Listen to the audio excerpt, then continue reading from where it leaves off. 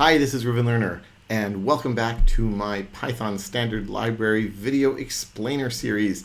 This time we're going to be talking about byte arrays. Now, it's important to remember that in Python we have two basic types of data. We have mutable and immutable. Mutable data means that you can change it.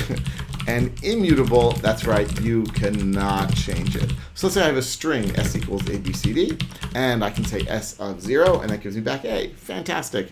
And now I say s of 0 equals exclamation point, no can do. You're not allowed to change a string because strings are immutable.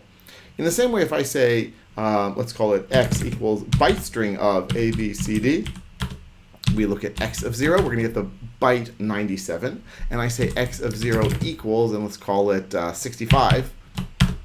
Not going to work. Why? Because byte strings are also immutable. Now, most of the time, this is a good thing. Most of the time, you don't want to have mutable strings or byte strings. The reason why they're immutable is basically, well, there are a whole bunch of reasons, but it's way more efficient. This way, the system knows, Python knows how much space your data structure is going to take up. It doesn't need to expand it, doesn't need to sort of contract it. Lists, by contrast, always have a little bit of extra space in there because they don't know. The system doesn't know if we're going to want to add a few elements, and it would be a shame to allocate all that memory from scratch just if we want to add one or two things.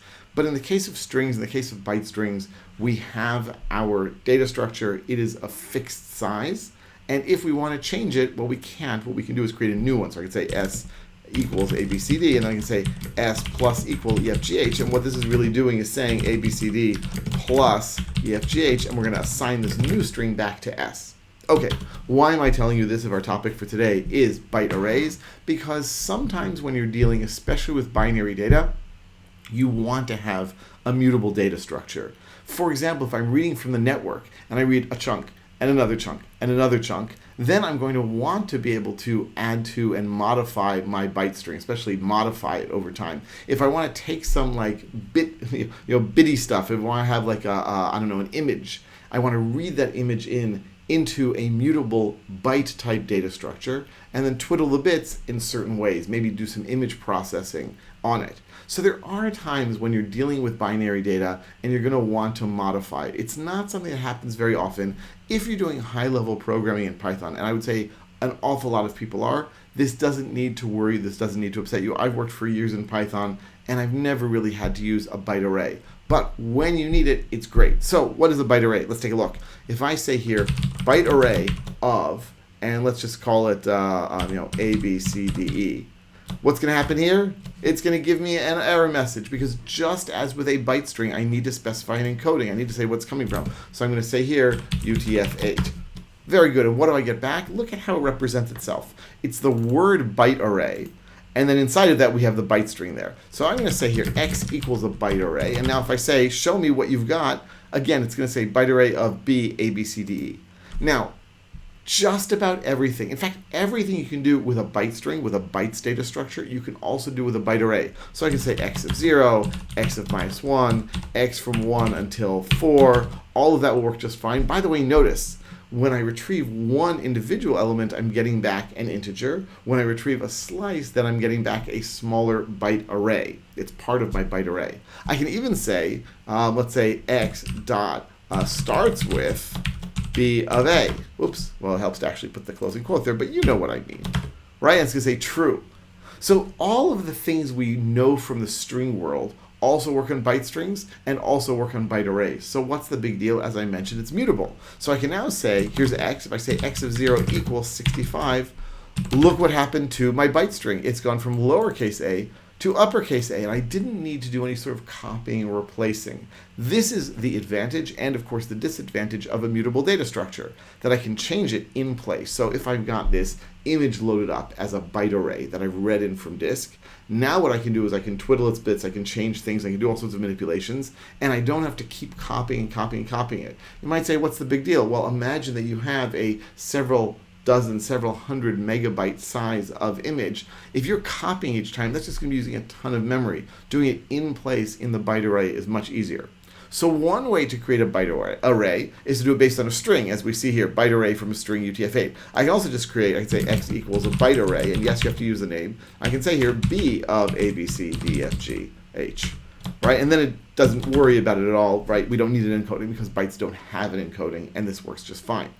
What if I do it with some sort of foreign language characters? If I say here x equals a byte array of, let's say here, well, I'm going to do a string, and we'll say here shalom, right? And I'll say here it's UTF-8. Then we're going to get back the byte array of all of the individual bytes. This is just like we saw from the bytes data structure in the previous video, except now I can change them. All right. So for example, let's try something really crazy here. So right now it's the 4 Hebrew letters, Shin, Lamed, Vav, Mem, and basically each one of these letters contains 2 bytes, right? Because we need 2 bytes. It's a Hebrew character, so there's 2 bytes. It's supposed to ask you which is 1. So if I could say here x of 1, that there is the second part, the second byte in the Shin character.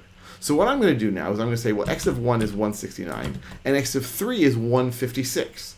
So I'm going to say now x of 1 equals 156, and x of 3 equals 169.